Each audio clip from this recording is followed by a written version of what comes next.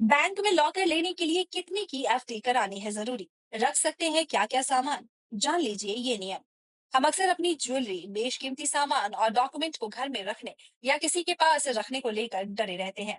ऐसे में इन सभी सिक्योरिटी के लिए बैंक लॉकर अच्छा ऑप्शन है। इसे सेफ डिपॉजिट लॉकर भी कहते हैं। ये बैंक की ओर से अपने कस्टमर को सुरक्षित जगह में कीमती सामान जैसे ज्वेलरी, डॉक्यूमेंट्स वगैरह रखने के लिए दी जाने वाली एक सुविधा है। आइए जानते हैं बैंक में कैसे ले सकते हैं लॉकर।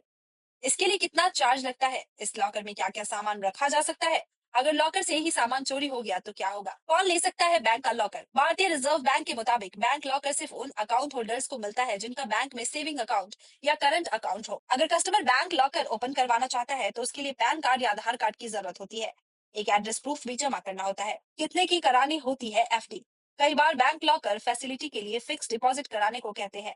मिनिमम 50,000 रुपए की एफडी कराने की सलाह दी जाती है, लेकिन लॉकर के लिए इतने रुपए की एफडी की जरूरत नहीं है। आरबीआई की गाइडलाइन के मुताबिक अगर कोई बैंक लॉकर की फैसिलिटी के लिए एफडी करवाता है तो उसकी मैक्सिमम रकम लॉकर के एनुअल रेंट से 3 गुना ज्यादा नहीं हो सकती। यानी अगर आप एक स्मॉल साइज का लॉकर लेते हैं जिसका एनुअल रेंट 4,000 रुपए है, तो आपको इसका 3 गुना या 12,000 की एफडी करवानी होगी। लॉकर का साइज कैसे डिसाइड होगा? लॉकर लेने के लिए बैंक और कस्टमर के बीच एग्रीमेंट होता है। इन एग्रीमेंट में सिग्नेचर करने के बाद ही लॉकर अलॉट किया जाता है। लॉकर का साइज क्या होगा ये कस्टमर अपनी जरूरत के हिसाब से तय कर सकता है। वैसे तो बैंक लॉकर सिंगल टायर्ड या मल्टी टायर्ड होते हैं। लॉकर पर कितना रेंट लगेगा? लॉकर पर कितना रेंट लगेगा यह बात इस पर तय किया जाता है कि लॉकर का साइज क्या है, बैंक किस लोकेशन में है। लॉकर ओपन होने के साथ ही बैंक कस्टमर से सिक्योरिटी डिपॉजिट ले लेता है। यह डिपॉजिट फिक्स डिपॉजिट या कैश अमाउंट पर जमा किया जा सकता है। बैंक अलग अलग करते हैं चार्ज। सभी बैंकों में लॉकर के चार्ज अलग अलग होते हैं। मसलन एसबीआई में बैंक लॉकर का चार्ज 2,000 से 12,000 तक है। पीएनबी में बैंक लॉकर के लिए 1250 से 10,000 रुपए तक चार्ज करती है। कैनरा बैंक में यह चार्ज 2,000 से 10,000 तक है। एचडीएफसी में यह चार्ज 3,000 से 20,000 रुपए तक है। वहीं आईसीआईसी बैंक में यह चार्ज 12,000 रुपए से शुरू होकर 5,000 तक जाता है। लॉकर की चाबी किसके पास रहती है? जब लॉकर ओपन हो जाता है तो बैंक कस्टमर को स्पेसिफिक नंबर की चाबी देता है। बैंक अपने पास उस लॉकर की मास्टर की रखता है। पहले आओ पहले पाओ के आधार पर मिलता है लॉकर। ज्यादातर बैंकों में लॉकर की सुविधा पहले आओ पहले पाओ के आधार पर दी जाती है।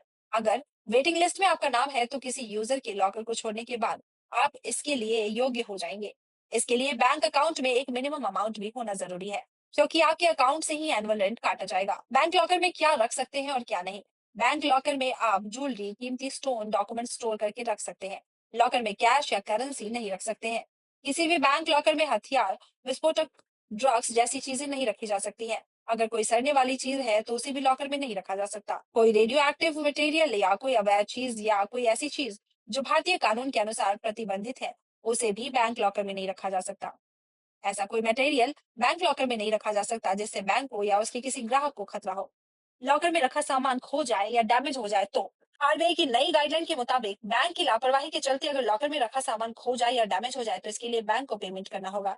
यह बैंकों की जिम्मेदारी है कि ये कैंपस की सुरक्षा के लिए सभी कदम उठाएं। अगर नुकसान बैंक कर्मचारियों द्वारा की गई धोखाधड़ी के कारण होता है तो बैंक की देयता लॉकर के वार्षिक किराए से 100 गुना ज्यादा होती है। Bureau report, times.